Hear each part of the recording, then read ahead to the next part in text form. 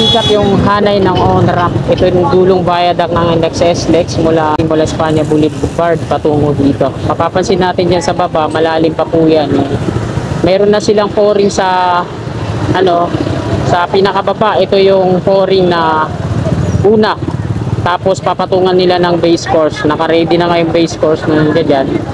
Tapos tsaka nila ipa-final pouring. Yung kalibel na po dito sa pavement naman Magsaysay Boulevard westbound. So ayan mga kasikap yung lagay ngayon dyan.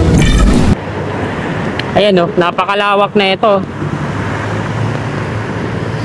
Ito yung pile cap foundation na una nilang na pouring. So ang height nito, ayan, nasa mga 4 feet nga. Sinimulan ko to, walang naniniwala sa paligid ko. Magandang umaga Luzon, Visayas at Mindanao. Maging sa mga kababayan natin dyan sa abroad, mga bayaning OFW. Magandang umaga po sa inyong lahat. Nandito na po tayo sa may kahabaan ng Road 10 Street. At patungo po tayo dyan sa may westbound ng Ramon Magsaysay Boulevard upang magbigay po sa inyo ng panibagong update ngayong umagang ito. Araw po ng Huwebes, ika-12 na po ng Oktubre, taong 2023, ika-8 at ika-10 na po ng umaga. So, papasadahan lang po natin ang update ngayong umagang ito mga kasikap para malaman po natin kung ano may latest na progress dyan. So, huwag na po natin patagal ito. Tara, let's go!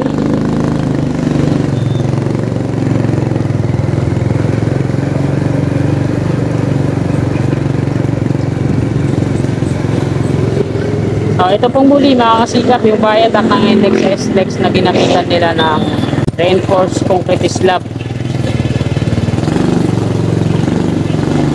So, gusto ko sana silipin doon kaso may pit po dyan, may naninita. Kaya dito po tayo, nasa Buenos Aires na po tayo.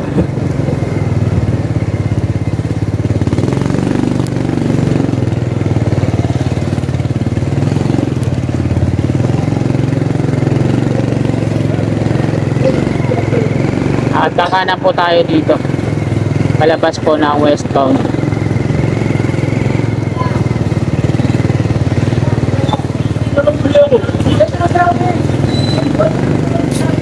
Ayan, kanan na po tayo dito. So ito po yung footbridge tawiran patungo dun sa east na kadalasan natin kinukuhanan ng aerial shot dun sa taas. At kanan naman ulit tayo dito. Ito na po yung kabaan na Ramon Magsaysay Boulevard westbound. So ito po yung poste ng GCP. Ito yung Altura Market sa kanan. Dami po mga namimili ngayon. Ito yung blokay ng yelo. Nilalagay sa palamig. Palamig sa palamig. Dahil mainit na mga kasikap. Alas 8, yes na po ng umaga. Ito po yung bandang gitna. Ilalim na ang LRT2. Ayan yung malaking pile cap foundation. At ito yung kanto dito sa hanay ng Altura Market. At dito tayo kukuha ng video. Sana hindi tayo masita.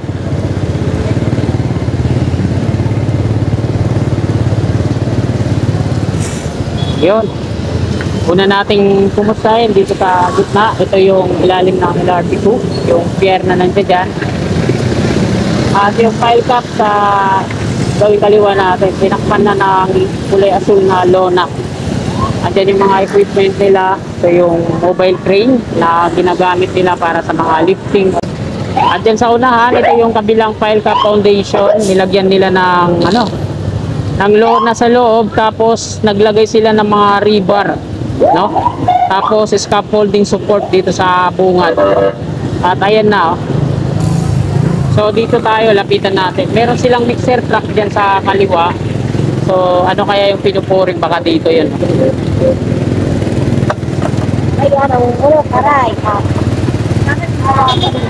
So ito mga kasikap yung hanay ng on-ramp. Ito yung dulong viaduct ng NXS-LEX mula Espanya Boulevard patungo dito. Mapapansin natin dyan sa baba, malalim pa po yan. Meron na silang pouring sa sa pinakababa. Ito yung pouring na una. Tapos papatungan nila ng base course. Naka-ready na nga yung base course na nandiyan dyan. Tapos tsaka nila ipa-final pouring. Yung kalibel na po dito sa pavement. Ramon Magsaysay Boulevard westbound. So ayan mga kasikap yung lagay ngayon dyan. Malawak din pala, no? Patungo po yan doon sa likurang bahagi ng kapilya ng iglesia. Bali ito yung bahay dito sa may kanto. Medyo na hindi pa na-demolish. At ito yung slab na ginamitan nila ng reinforced concrete. So, diretso tayo dito sa may off-ramp naman.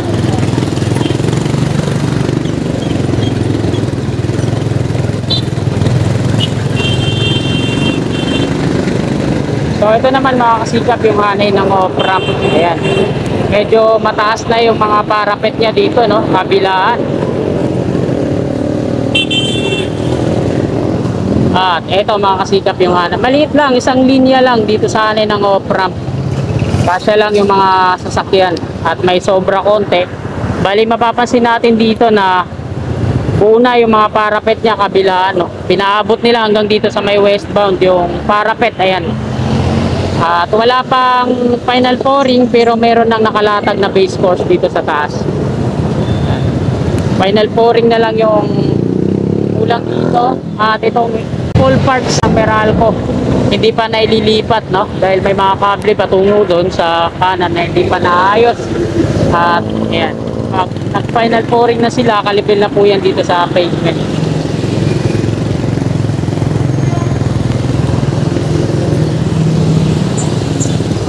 Ito po yung pile sa foundation na malaki dito. Nilagyan nila ng rebar yung bunga, tapos sininsulan ng mga scaffolding na suporta. So meron din dito ang crawler crane, ginagamit nila sa mga lifting operation, no? Ito yung pagbubuhat ng mga steam beam na yan at iba pang mga bahagi na mga bakal-bakal na mabibigat. So ayan yung center island. Sa may center island makikita natin yung mga pile cap foundation dyan na pinormahan na itong dalawa dito sa unahan.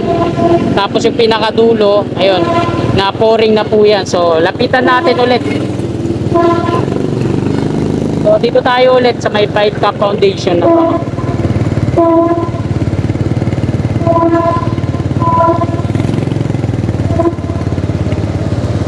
So nandito tayo sa may center island.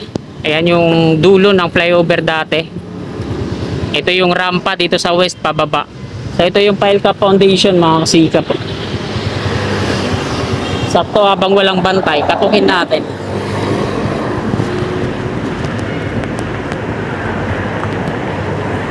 Ayan o, napakalawak na ito.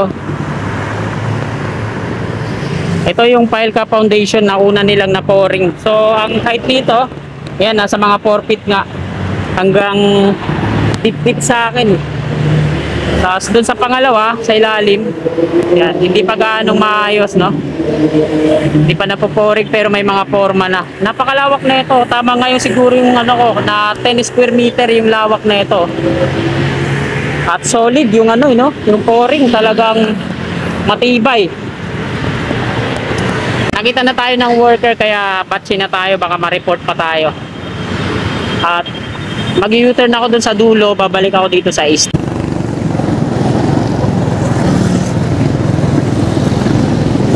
May mga two-wheelers na nga dito, ayun o, natutulog sila. At ayan, pangit na ulit yung bagong pouring nila na Center Island. Puro ano na, maitim na sa pinagsunugan ng tanso.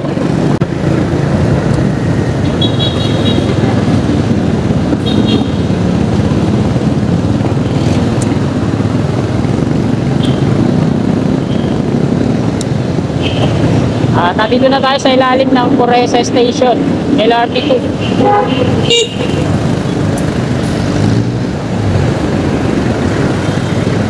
Dito ako mag-u-turn. Kakanan po muna ako dito bago ako lumiko.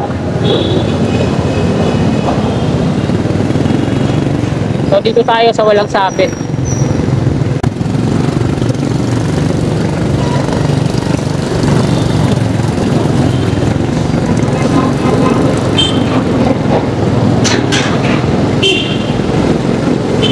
Nandito na po tayo sa may eastbound ng Ramon Magsaysay Boulevard. Dito sa eastbound, sisilipin naman natin kung ano na yung ginagawa nila.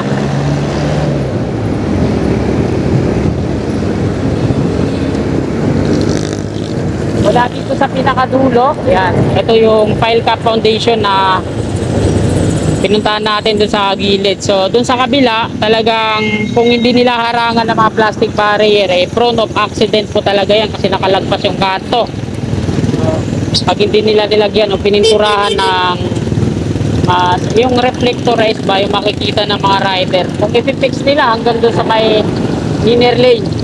Pero kung lalagyan nila ng babala o warning harang, so hindi naman siguro magkakaroon ng aksidente, no? Kagaya po nito, yung mga kanto na itong File Cap Foundation, halos isang lane, katumbas ng isang lane na nakalagpas dito sa inner lane. At ito na nga yung mga steel box girders na naka-ready na, no? Para sa pag-install dyan sa may gitnang bahagi na magagawin nilang viaduct patungo dito sa kanan hanggang doon sa may Santa Mesa. Ito yung File Cap Foundation dyan sa unahan. Nilagyan nila ng mga rebar at nilagyan ng mga suporta. So ipuporing ata nila yan dyan, no? Ayan, may mga rebar nga, malaki. At ito yung pier dito sa bandang gitna. So wala pang update para sa pier at dito naman sa kabila naman. So ito yung kabila naman, making natin. At di na natin nakuha na dahil mabilis yung mga sasakyan. Dito tayo sa service road.